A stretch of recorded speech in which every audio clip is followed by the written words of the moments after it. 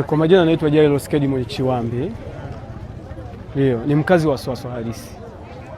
Ndio. Taarifa za tukio ulizipataje? Taarifa nilikuwepo maeneo haya. Baada ya kusikia yowe ilibidi nisogee eneo hili. Na niliposogea nilikuta watu wamejaa na kusema kwamba kuna watoto watatu wametumbukia kwenye swimming pool.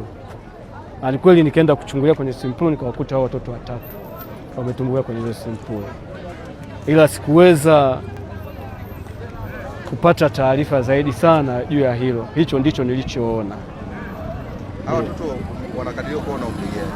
Hao watoto ni hawajavuka miaka mitano. Yaani hawajavuka miaka mitano. Jinsia gani na jinsia? Wa kike wawili, wa kiume mmoja. Walikuwa hapa kwenye hali gani hapo mlikuta mazingira pale? Jinsi tulivyokuta mazingira. Yaani wawili wako chini kabisa ya maji. Sawa. Wamezama kabisa. Mmoja ndio yuko juu anaelea. Baada ya hapo labda